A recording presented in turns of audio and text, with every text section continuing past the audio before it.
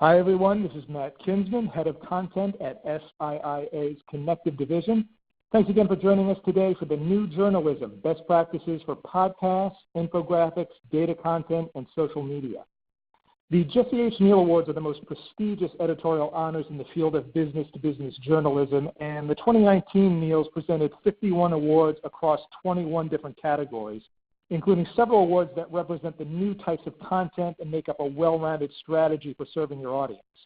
Today, we're happy to have 4 of those winners share their stories and their best practices, including John Helpmann, reporter at Source Media's American Banker, who won both Best Podcast and the overall Grand Neal Award for that podcast. Dave Vagnoni, editor-in-chief at Counselor, which is published by Advertising Specialty Institute, which won the Neal for Best Editorial Use of Data. Ned Kramer, editor-in-chief at Architect, which won for Best Use of Social Media, which is obviously not a new category, but one where new lessons can always be learned, and one where Architect is doing some really interesting things. And also Eric Vreeling, Associate Art Director at ITP Spectrum, which won for Best Infographics. Each speaker will offer a 5 to 8 minute case study on their winning entry. You're invited to ask questions either during the presentation, and we'll take a couple minutes between each speaker to answer any questions about their specific entry. We're also going to open it up for a general Q&A at the end. First up is John Helpmann, who's going to be talking about what went into the podcast that won the overall top prize, the Grand Neal. Called Nobody's Home, this was a 10-part podcast that examined vacant housing blight across the U.S. Judges said that John's innovative, exhaustive podcast series tackled tough subjects, including discrimination in mortgage lending, gentrification, and whether home ownership itself is a good idea. John's powerful work has also been recognized by media outlets Politico and Axios for confronting an often ignored yet growing problem. And with that, John, please take it away. Thanks a lot, Matt, for that introduction. So my presentation here is about how you want to make, if you want to make a podcast, how to go about making a podcast. As you can see, some of my credentials here, Matt already mentioned. We won the Neal for Best Podcast this year and the Grand Neal for range of work, including that podcast. And I'm an all-around nice guy. Next slide, please. So when we started doing Nobody's Home, I kind of pitched the idea, but we had already been thinking about doing a podcast for several years up to that point. But we couldn't ever really figure out what exactly we wanted to do. So I would say if anyone listening is thinking about making a podcast themselves, that's a really important place to start. You don't want to just make a podcast because it's kind of the hot thing to make or that other people have them. It's really important to have an idea of like what exactly you're trying to say, and if you don't really know what you're trying to accomplish with your podcast, then your audience isn't going to understand either. As you can see here are what I think are some good reasons to make a podcast, such as expanding your audience, telling the stories that you're already telling in a kind of new and maybe more accessible way, building your brand, and at the bottom here, a good reason to make a podcast is because everyone kind of wants to make one. You know, like just the enthusiasm of giving it a try is a good enough reason to give it a try, I think. Moving on to the next slide, please. So the podcast that we made, Nobody's Home, would fall into the sort of This American Life flavor of podcasts. But before I get too far ahead of myself, there are basically 3 general formats of podcasts. There's the kind of Howard Stern format, which is, you know, kind of a group of friends kind of sitting around and kind of talking about whatever is happening in the news or what's happening with themselves. And that's popular, it's easy to make, it's reliable to produce, because if you just get the same people, or at least a decent quorum of people in the room, then you can make a podcast. This is the kind of thing that like college students in a dorm with a microphone can pull off, you know, and can work. The downside is that it can also be sort of insular and a little bit boring if you don't do it well. The next is kind of the Fresh Air Terry Gross format, which is basically an interview format. This has the advantages of that kind of Howard Stern format in that it doesn't take that much to make. You can do it fairly quickly. It's fairly reliable, but you really are dependent on how good your guests are and how interesting those interviews are, and how good an interviewer your interviewer is. And those are enough contingents that it can be hard to be sure that you can line up something every week, or however frequently you intend to publish. And then sort of on the other end of the spectrum is, again, what we did with Nobody's Home, which is something that is kind of more akin to a written story, but in audio format. So you do lots of interviews, and you kind of cut the good quotes and splice them and sort of intersperse them with narrative and soundscape and maybe music, and that can really create a very kind of ethereal and engaging story. But on the downside, it takes a long time to collect all of that research and all of the interviews that you need for that, and it takes a lot of time to produce. And even if you go through all that, it still might be boring. So there's no guarantee that any of these things will necessarily work. It's just the ones that require the most work, I think can be the most engaging. Next slide, please. So when we made Nobody's Home, this is just some of my gear that I used.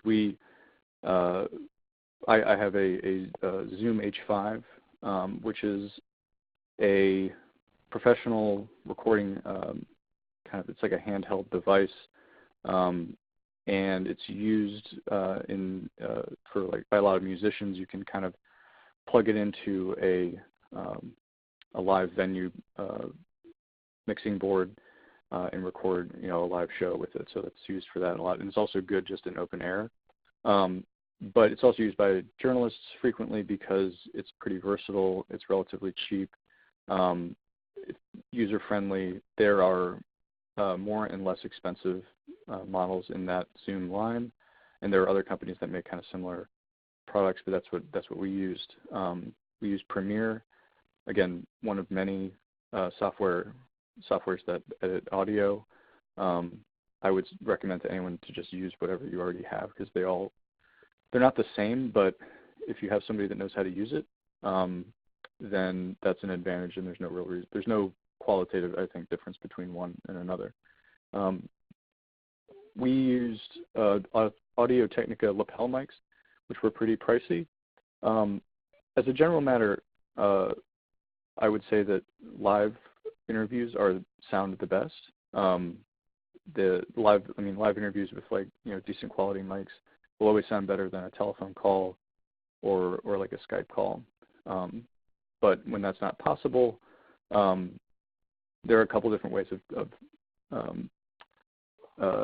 recording telephone calls.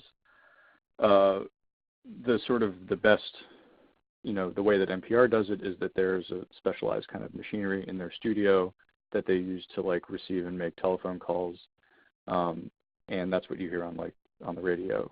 Those are not surprisingly expensive. There's an app, Tape a Call, that I use sometimes that is pretty good. Again, it sort of sounds like a telephone call, so you're not going to be able to. It's not going to be crystal clear, but it'll do, especially in a pinch or if you're in a kind of a tight situation. Skype has a better quality than a regular telephone, but it can also be a little buggy and depends on your internet connection. So if it can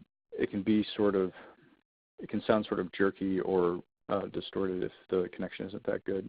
I've also I did this in Nobody's Home, just kind of hold the mic to a cell phone and hope for the best.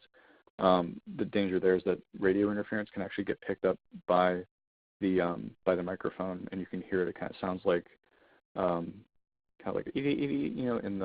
the mic. So best to be avoided if possible. And the other thing that you really need to make a podcast is somebody who wants to do it, and editors who are kind of willing to give that person a little bit of leeway to try something. Next slide, please. So we really didn't have any kind of a roadmap on making Nobody's Home. There wasn't like a format. There was something we were kind of going for, and I think we knew what we wanted it to sound like. But we didn't really know going in exactly what it would take to do the thing that we were doing. So if you want to ask, like, how do I make the podcast I want to make, I don't know. There's no real formula to it. What we did, and what I think anyone would have to probably do in this situation, is kind of just try things and see what works, and be willing to kind of say this doesn't work, that does work. I don't know. I didn't have any experience writing podcast scripts going into this, and my first couple were like not that great, and my editor Rob kind of read them and like, I don't follow this. I'm not sure this works. Let's take this out here and maybe use it on a later episode, because I think it's like good, but it doesn't belong here. And that's the kind of thing that you just need to kind of try. One of the other things that we kind of learned is kind of what you can use in a podcast. And one thing I think is really nice about the medium is you can use it to include clips of like news footage or hearings in Congress, or even just kind of the sound of you like walking down the street and meeting somebody. It's a neat kind of like atmospheric medium, and we had a lot of fun using it, and I think anyone who would want to try should also just have fun, because it's a fun thing to do. Next slide. So in our case, well, I'll speak personally for myself in that we had spent about 18 months making Nobody's Home, from sort of conception to delivery, and I was sort of like, this will be my viral sensation, and I'll be this will be very gratifying for all this kind of work that I've done, and like it was successful. Like I was happy with how it turned out. But I think that's a sort of expectation that I wish that I had sort of set differently for myself. So, if you make a podcast, the chances are, you won't go viral. There's it's a very crowded space. There are more than 500,000 podcasts out there. 2,000 new ones are being made every week. And about half of those 540,000 podcasts, again, an estimate, are either like no longer publishing, or just kind of like out there, and they're done. They've been sort of put out to pasture. In terms of hits, to give you a sense of like what the sort of range is, the average podcast gets less than 150 downloads per episode. The top 10% get more than 3,400. And the top 5% get more than 9,000. The top 1% get 50,000. As you might expect, sort of like a lot of the sponsorship dollars are in that 1% and 5%. Nobody's Home was successful. It did not exceed the sort of top 10% of podcasts. So we were pretty successful, and we didn't get quite that high. But it was still, again, sort of successful. And this is just sort of my final thought, and in the way I kind of think about Nobody's Home, and the way that I think maybe listeners should think about podcasts if they're thinking about doing one, is that a podcast can only really be considered successful if the people who hear it like it, and if that doesn't sound like much, but that's kind of the point. The point of doing this is to make something different, to say something in a different way, and to connect with your audience. And if you've done that, then it's a success. And that's all I got. All right, terrific. Folks, if you do have a question for John, you could submit it right now, or you can unmute your line by hitting *7 to ask the question over the audio. We'll take a couple questions, and then we'll move on to the next speaker. John, I've got a question. You talked about the different formats of podcasts. Obviously, you're doing podcasts. Several of your colleagues are doing podcasts. I'm curious if there's like a default format or a preferred format that's starting to emerge with you and your colleagues, either through editorial preference or just through sheer logistics? I think that do you mean like at American Banker or just kind of more in general? Whichever you feel more comfortable answering, certainly with American Banker though. So at American Banker, we've launched a new podcast called Bank Shot that I'm doing, and that's kind of, again, more in the sort of this American life kind of, strain. My colleague Penny Crossman has been doing the American Banker podcast for several years, and that's sort of more of the Terry Gross kind of format. And I don't think that they, excuse me,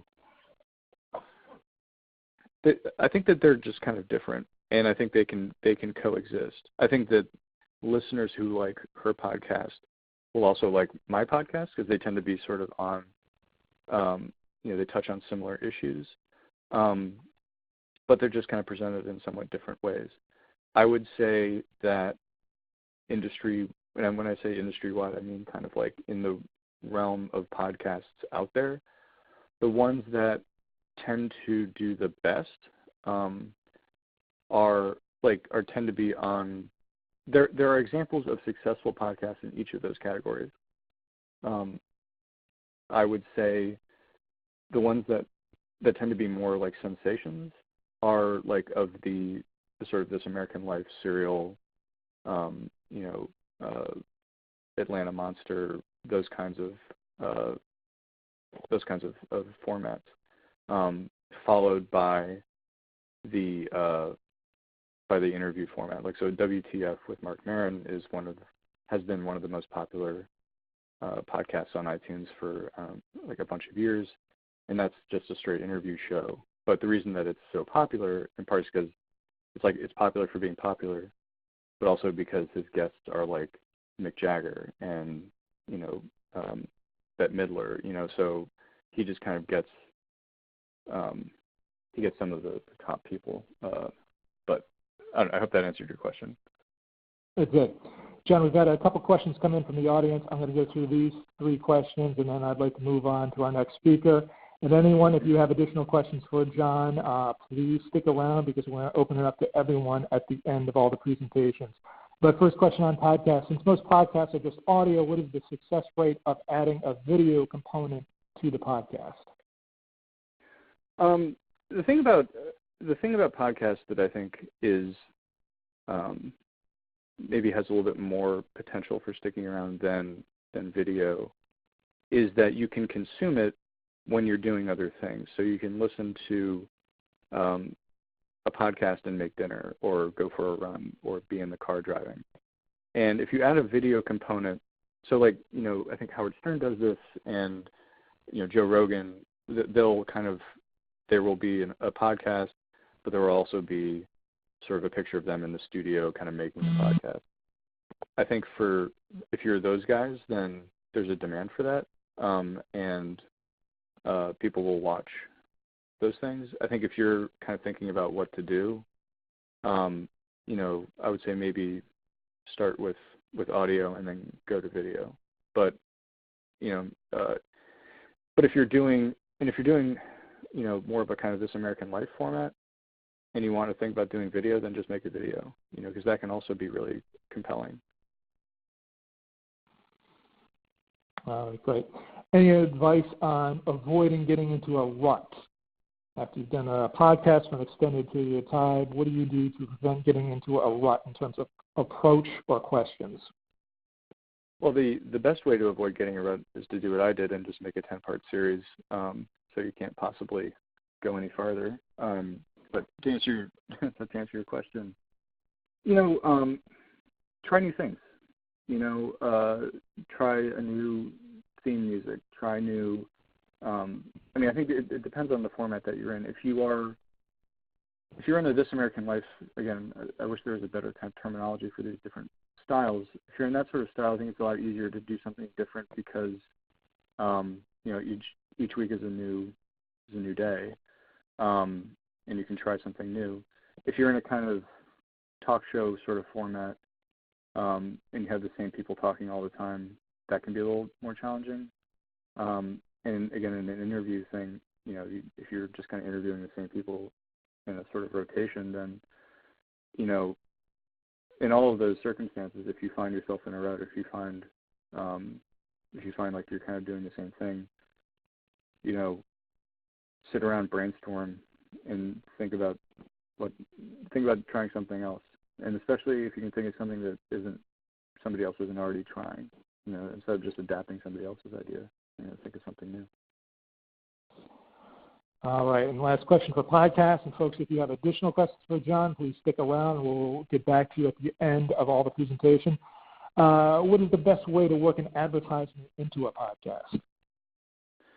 There's a couple of different ways of doing that. So you can kind of put an ad at the top, that is at the very beginning of a podcast, and say, either it's something that your advertiser gives you to run, or a sort of spot that a host would read. A lot of people do that. You can just kind of take, depending on how many ads you need to run, you can take a break. Especially, if you're in either in any of these formats, really, you can just kind of take a break and say, a word from our sponsor, or just kind of do it. So there's ways to work it in that aren't too jarring, But I would say, like, if you have several, one in the beginning, one or two in the middle, depending on how long your episode is. Like, say if it's an hour-long thing, then one or two in the middle wouldn't be too difficult, and then maybe something at the end. So kind of not unlike a TV show. All right, very good. John, thank you. Great information. Like I said, folks, if you have additional questions for John, please stick around. You can submit them via the Q&A tab at any point, and we will circle back to podcasts at the end of our presentation. Next up, we're going to be talking about best editorial use of data, presented by Dave Vagnoni, Editor-in-Chief at Counselor. Counselor won the award for its State of the Industry issue, which is the annual Bible for the promotional products market. It says this is an excellent industry outline and evaluation, an almost overwhelming volume of high-value data packaged in pieces so readers can focus on what's most relevant to them. It's fun to read, it provides solid analysis of trends, it pulls out data and presents it in an accessible way. With that, Dave, please go ahead.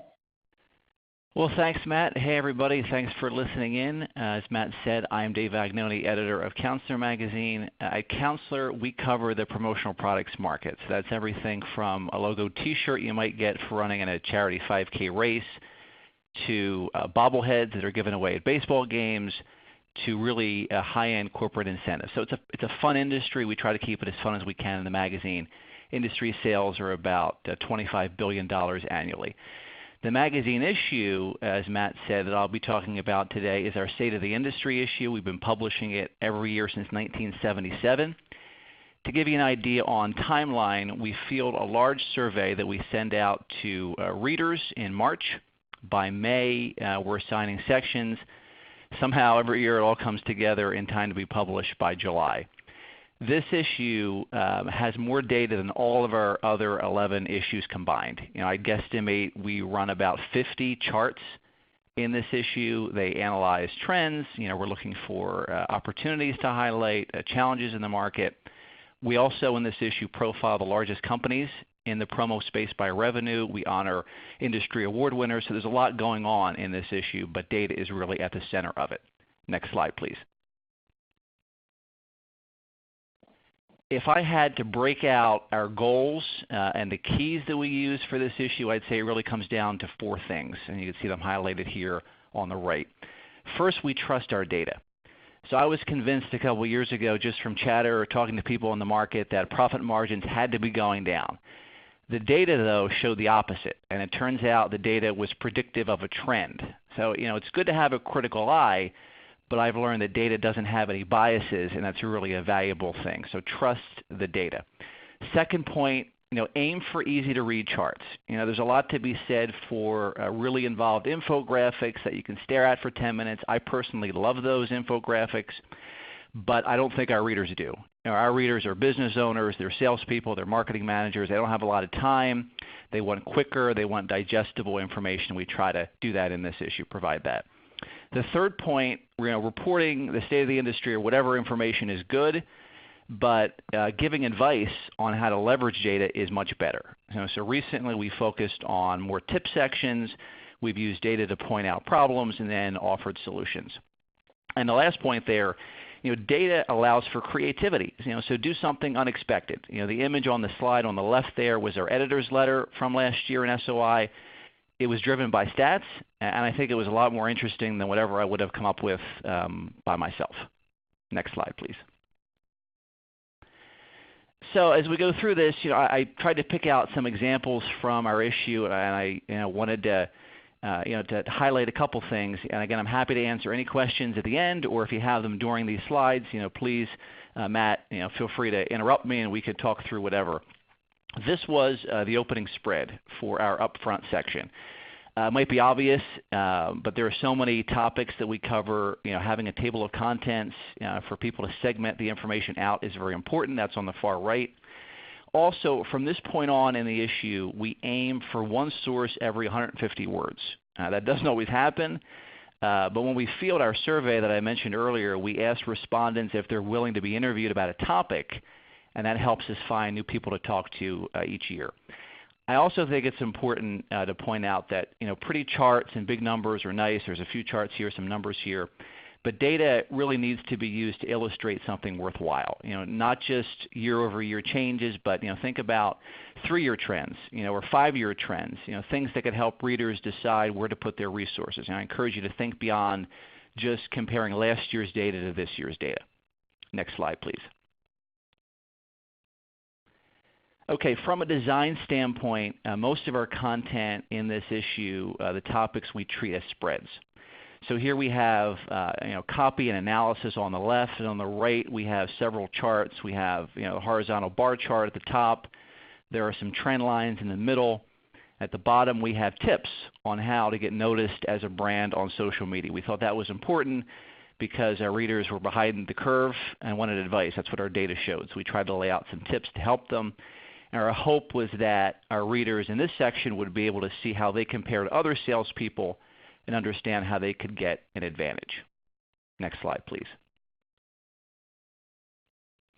Okay, so this example shows the promo market's top products, and there's a ton of color here, and some people don't like as much color, but we thought it stood out. And we try to mix up the types of charts that we use. On the bottom, there's a sunburst chart, and the image on the right is a closer photo of the chart. This is as complicated as our charts get. I'd say this took me and our data guy and our designer about a day and a half to get everything just the way we wanted broken out. This was, again, the exception.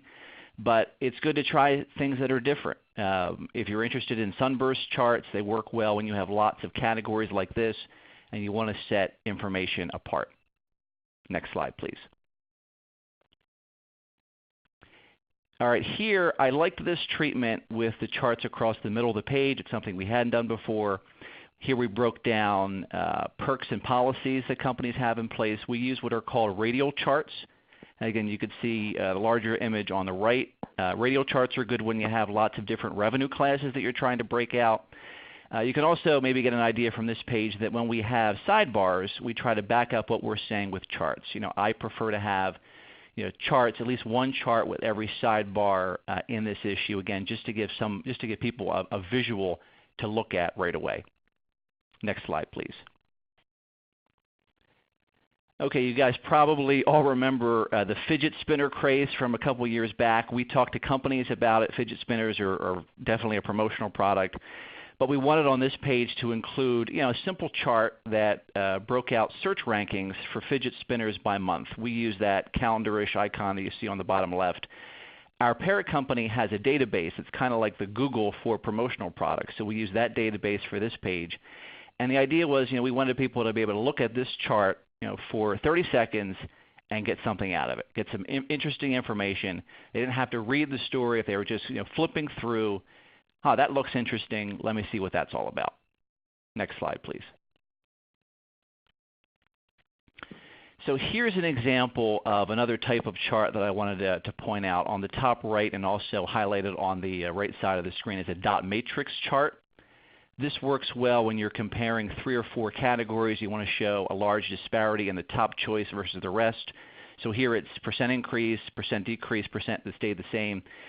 If, by the way, you're looking for alternatives to bar charts or pie charts, which magazines have done forever, take 20 minutes and just go on Google. The trick is you don't want to shoehorn data into a chart. You want to make sure the data has to fit the chart. But look around. Go on Google, look in other publications. I don't think there's anything wrong with just getting ideas and then making sure your data again fits that type of chart. Next slide, please. So here's an infographic, a couple pages where we broke out facts about our industry's largest companies. Instead of showing arrows on the top left there for the largest risers, we use rockets. We use parachutes for the largest decliners. Again, there's nothing genius here. It's just maybe taking an extra few minutes to come up with a different way to show something. We also broke out sales among the largest companies by hour. I didn't do that math because I would have gotten it wrong, but it was an interesting way, we thought, to segment some of the data. That's on the right side, that clock symbol with the number next to it. Next slide, please. Okay, as we get closer to wrapping up, we're working already on the 2019 SOI issue. Here's a preview of our Upfront Opener. This is overkill. We're going to go through this 10 more times and create more white space and add and subtract. But we decided to take some risks with color and contrast, as you could see here. We're trying to do the best job that we can of explaining charts also with copy and not assuming that readers understand things from year to year. This year we're also trying to incorporate some original art on our data pages. We're using data on debate style pages, getting people in our industry to take different sides. So there's lots you could do with data if you're willing just to think it out a little bit. And our last slide, please. So I wanted to end with this. This is our team at Counselor that works on State of the Industry. I wanted to give all these guys a shout out for their help. In terms of overall takeaways that I'll leave you with, first get input from everybody, even if it's a freelancer that might not know your market so well, a new writer just out of college. Fresh ideas are always great when it comes to telling stories with data. Second thing, never shut down criticism. I might think I know, the data best or I know the best way to present it, but just because it works in my head doesn't mean that's what works for many other people. The last thing that I'll point out, Counselor is not a large magazine. We're definitely in that under 5 million revenue class. If you want to use more data, you can absolutely do it no matter your size or your staff.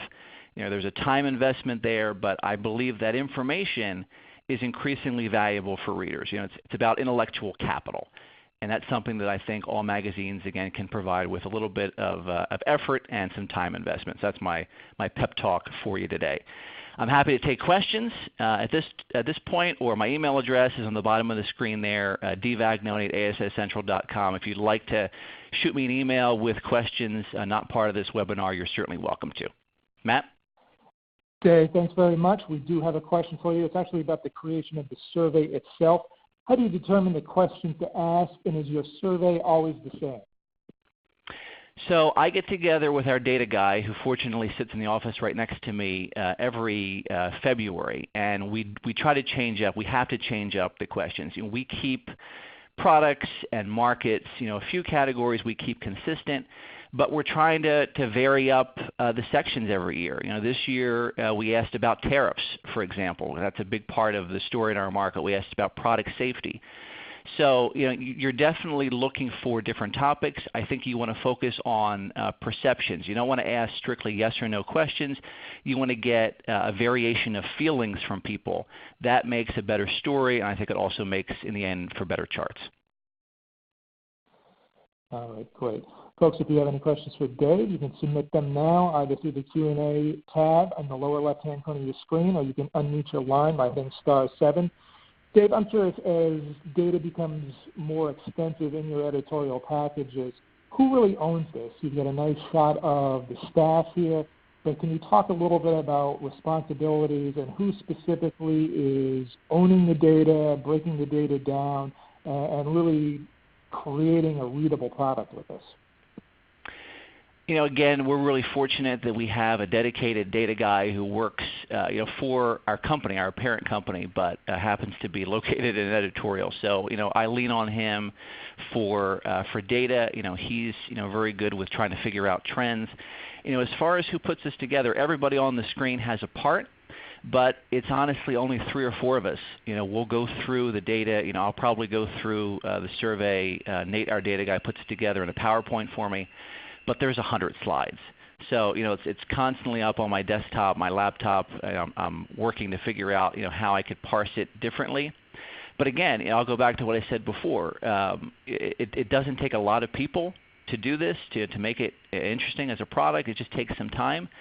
So definitely over the course of this month, I don't see my wife and kids as much as I would like to, but I think it's worthwhile. This is something that we consider our baby. And it's awesome to have people, the 3 or 4 of us that could just go back and forth, bounce ideas off each other, and put together a good product at the end. All right, terrific. Dave, thanks very much. Folks, if you have additional questions for Dave, you can submit those at any time, and we will revisit the topic at the end of our presentations. Next up, we're going to be talking about best use of social media, presented by Ned Kramer, Editor-in-Chief of Architect. Architect has a diverse and robust social media presence with more than 1.5 million followers across Facebook and Instagram, 560,000 followers on Twitter, and a 155,000 person strong LinkedIn discussion group. What Architect has really gone beyond is taking their content, they write it, they post it here, they post it there. They've really gone beyond that, and this is what Ned is going to be talking about.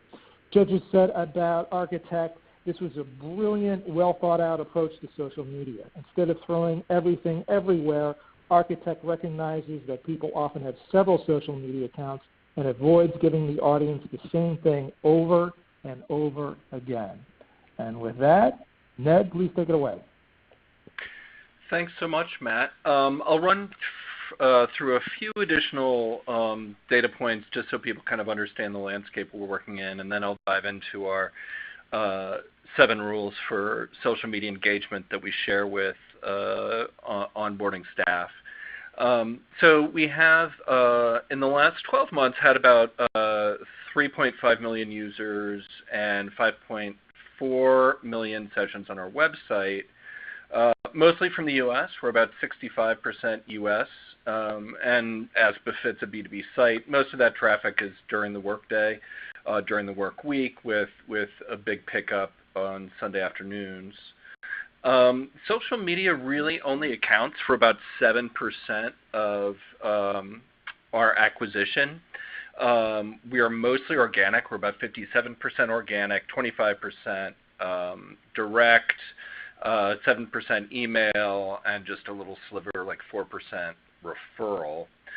And of the platforms that we use, Facebook is still by far the largest source of traffic for us. So within that social segment, we get more than 50% of our social traffic from Facebook, about 20% from Twitter, 14% from Reddit, which is interesting because we actually don't do anything on Reddit. We don't actively post to Reddit.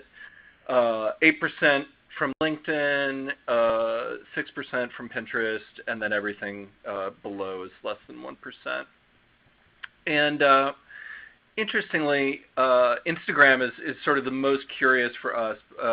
As you noted, we have more than 100,000 followers on Instagram, but less than 1% of our social traffic comes from Instagram. So for us, it's really purely branding. As far as LinkedIn is concerned, we have a very, very light touch on LinkedIn. It's our LinkedIn group we refer to it as the Wild West, and we really just very periodically, once every couple weeks, drop in and introduce a new discussion topic based on a piece of in-depth, long-format reporting that we've done typically. So Twitter and Facebook are really where we are most pointedly proactive, and that's where these top 7 rules really most directly apply.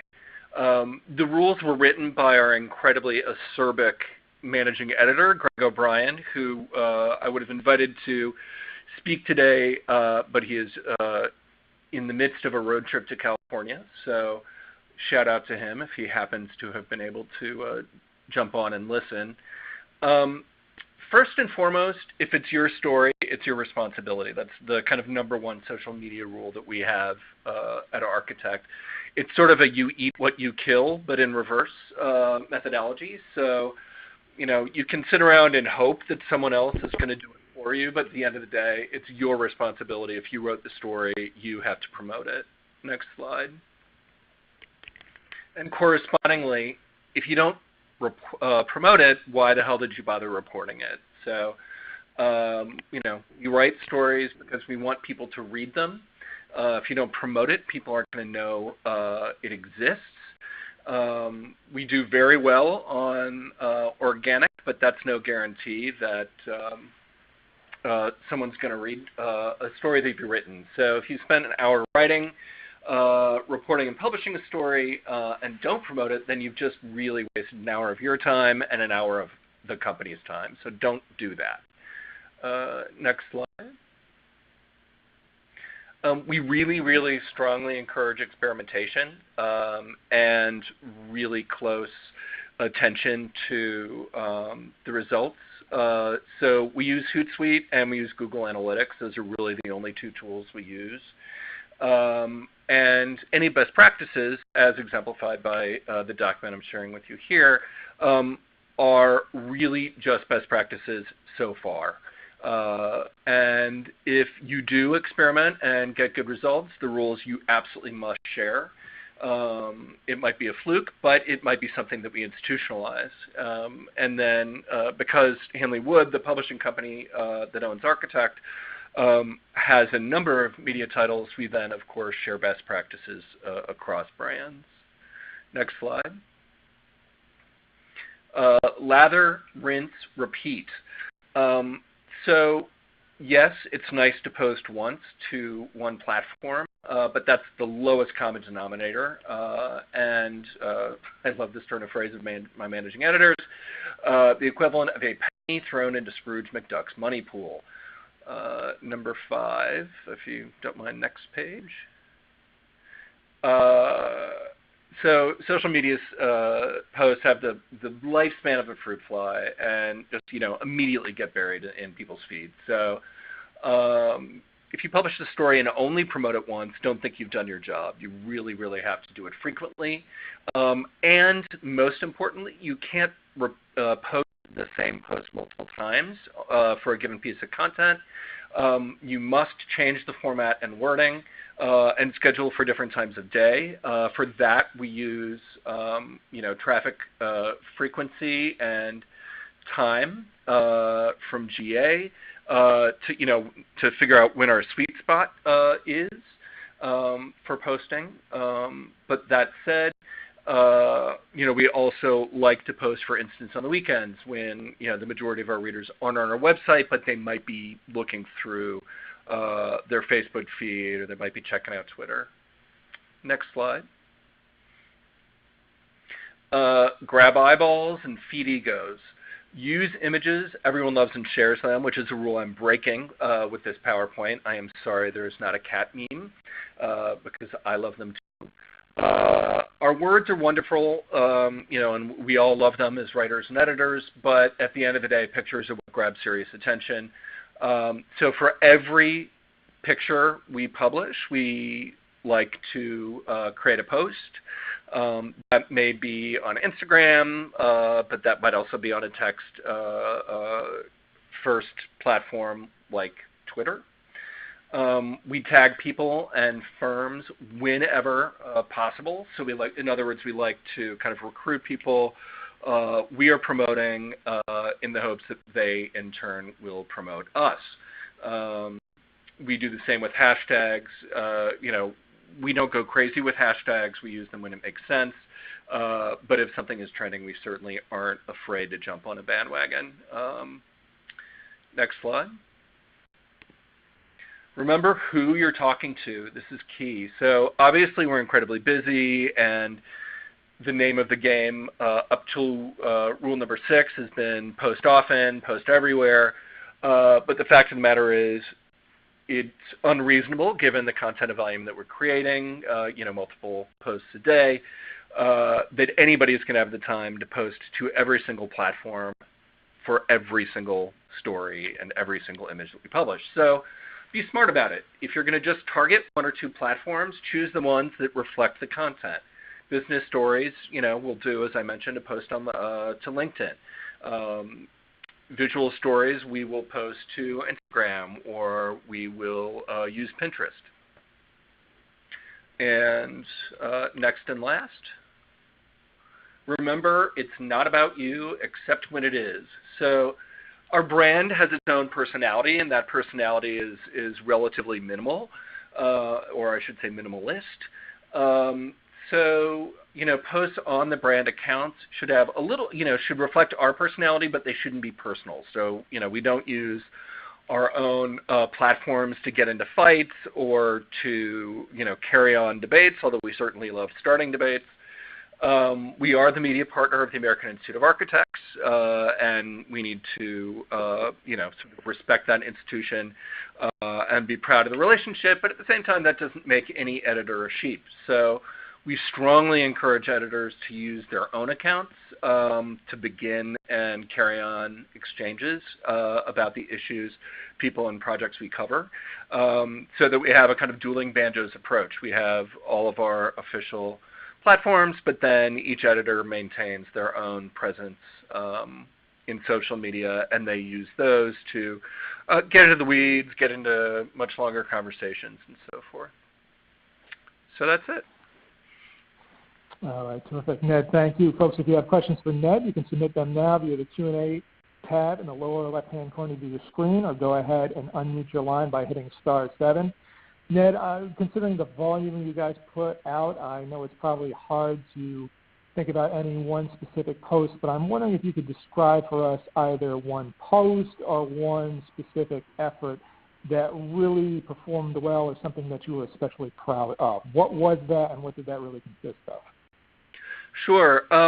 When I.M. Pei died recently, he was the architect of the East Wing of the National Gallery and the Kennedy Library in Boston, and any number of other important buildings, the Louvre Pyramid, for instance. We had known he was, I believe, 103 when he died, so we had commissioned an obit for him several years ago and had that in the wings. We updated it frequently. And we also had all of our social media posts kind of queued up and written, and images selected. And the minute word came through that he died, we were able to really kind of, in this case, absolutely blanket the relevant channels with really kind of nostalgia-grabbing images. I.M. Pei standing in the courtyard of the Louvre with a wireframe mock-up of the pyramid behind him, with Francois Mitterrand. Really being able to take advantage of major news events, and in circumstances like that, where we're able to actually plan in advance, where we actually do see spikes on Reddit and some of the more kind of earned social media that really kind of gives us warm fuzzies, because we know people are paying attention and appreciating what we're doing. All right, terrific. We have a question that came in for you, Ned, on locked content. The question is, we restrict much of our content for members only. What is the best way to promote locked content on social media? Oh, that's a good one. Architect is behind a reg wall, but it is not behind a paywall. And we actually use it as an opportunity to register. So we assume that when people hit our reg wall, they'll sign up if the post was tantalizing enough. So we honestly don't shy away from it. Our strategy, I think, would be different, obviously, if we were behind a paywall. We might do that less frequently, but save campaigns for things that we think would get much better traffic. If I was able to get an exclusive interview with Frank Lloyd Wright and I was behind a paywall, I would probably trumpet that to the moon, but save the 5 tips on how to get your client to like you for another time. Excellent. Ned, you're in a marketplace that's fairly image-friendly, and you get some good advice about making sure that you incorporate images into the social media. For folks who are in a vertical that's not as image-friendly, what advice do you have for them? Are there certain, obviously you have to go where your audience is and stay away from where your audience isn't, but can you still have a good presence on Instagram if you're not in something that's a particularly image-friendly environment?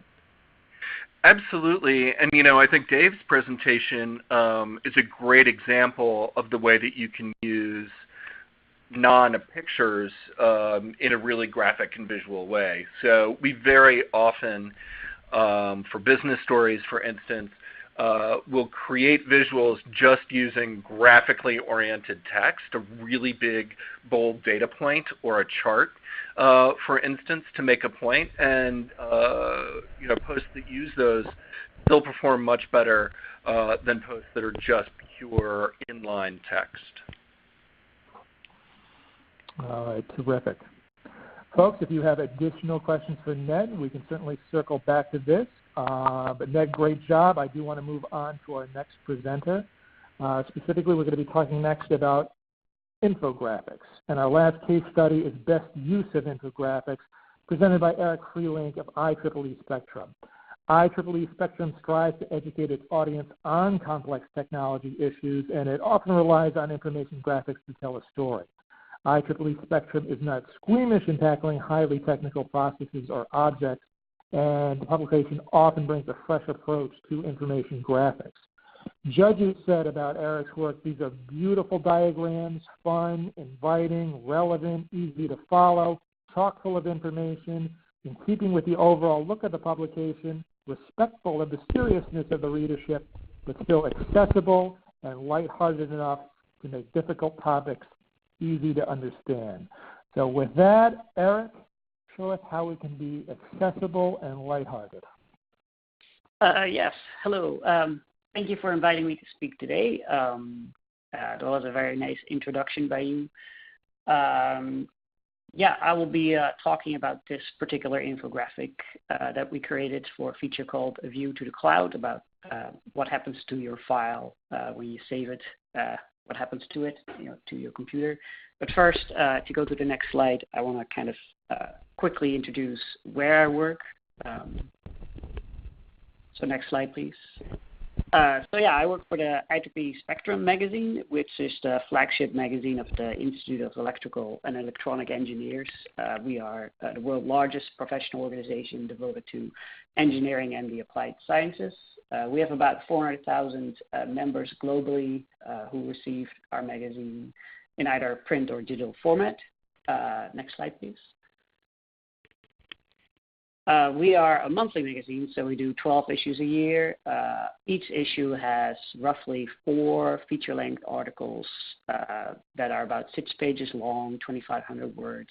The team usually consists of an editor that works with the expert author or writes the story themselves, photography director, art director, editorial researcher, which is very important in our field to really make sure everything is factually correct, copy editors, and a web production team and print production, of course.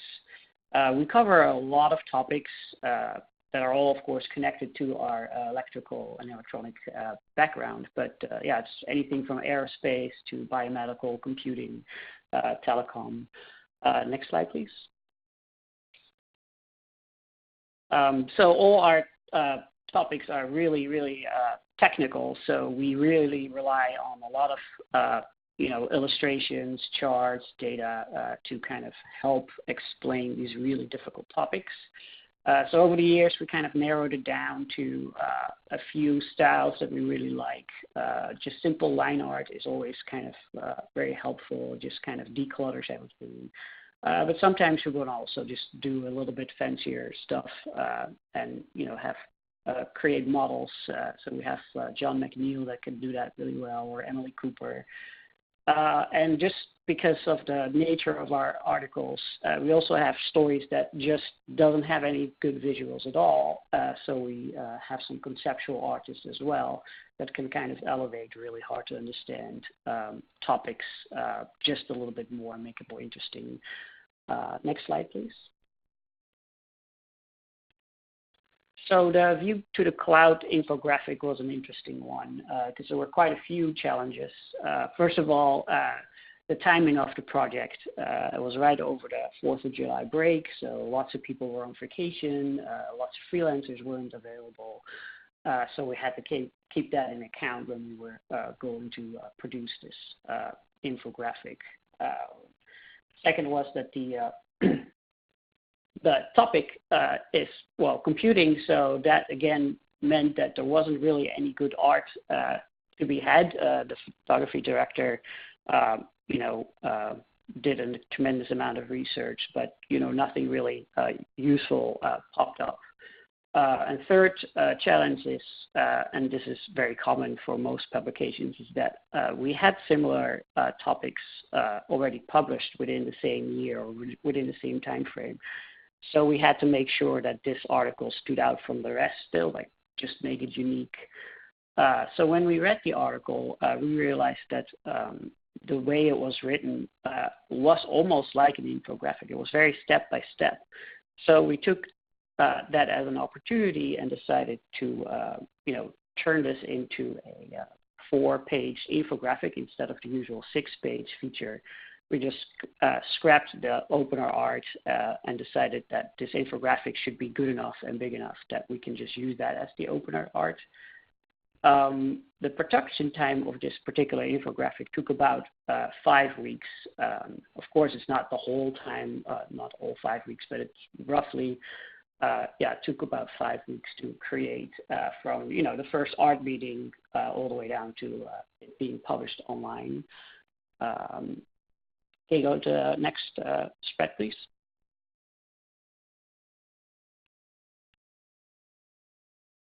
So at the art meeting, we immediately started discussing the fact that we thought, okay, this is a perfect opportunity to do an infographic for our audience.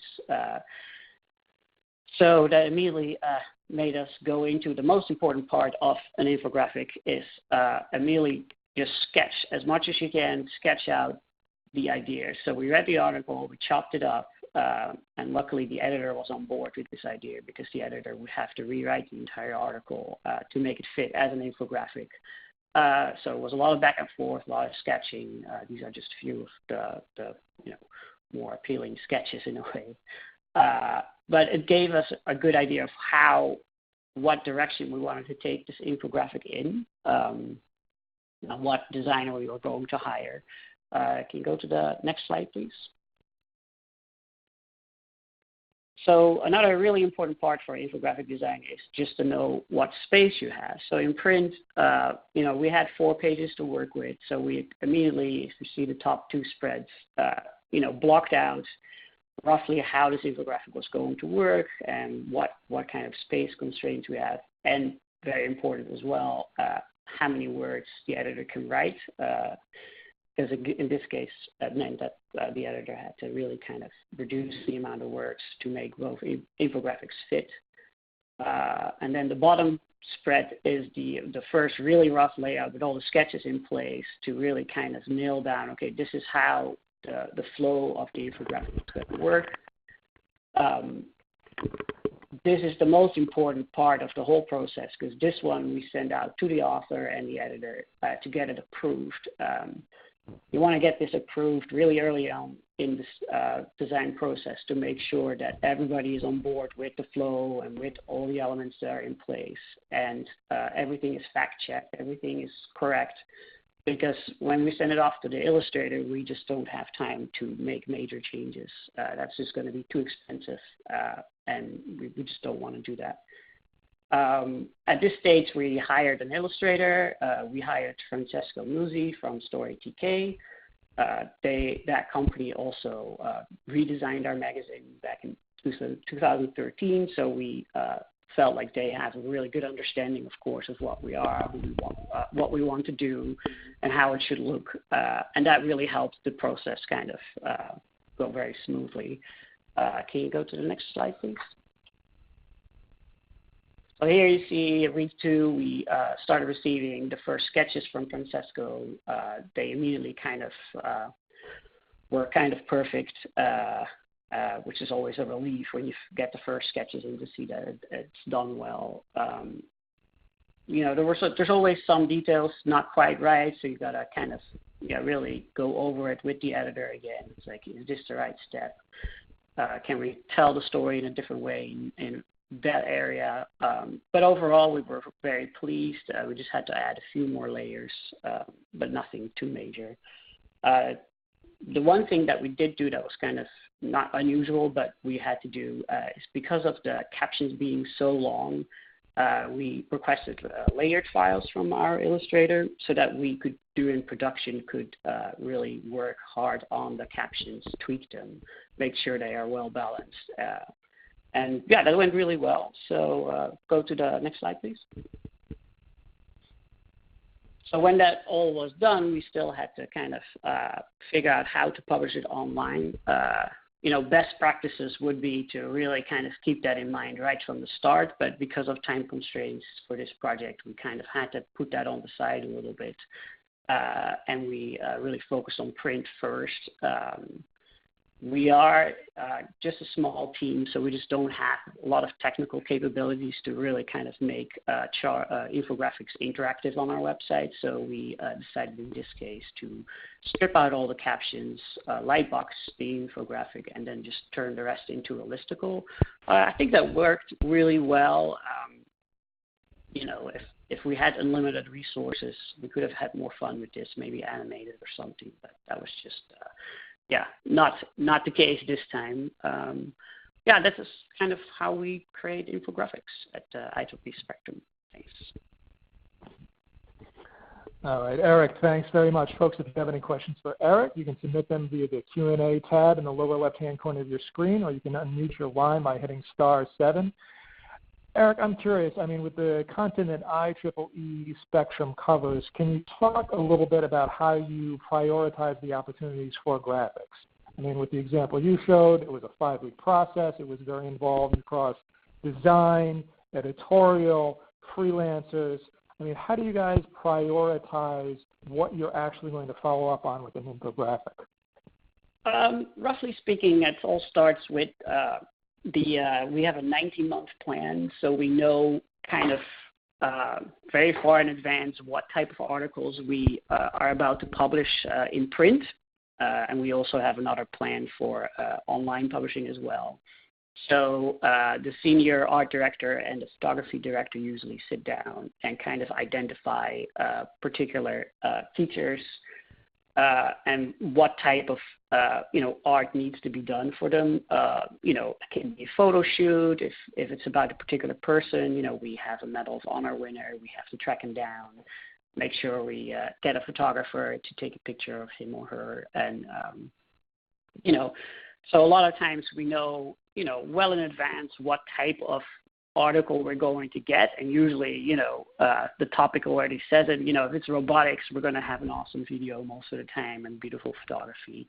If it's a research project at a university, there's different types of problems If it's computing, then we know, okay, that might be an illustration again. So a lot of times, like the article itself, the rough drafts and speaking to the editors kind of reveals the path it will take. And in this case, again, it was also about knowing what is ahead in the pipeline and what we've done in the past to make sure that we're not going to do the exact same thing again for the same topic.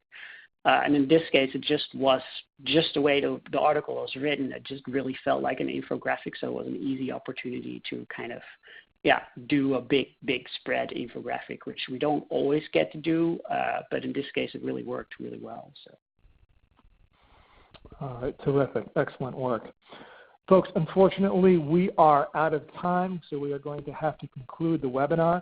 We are going to be distributing video and audio recording of this presentation as well as the text of the presentation as well, and I believe on most of the presentations you can see contact information for our speakers, and I'm sure they would welcome any direct follow-up that you'd like to have with them.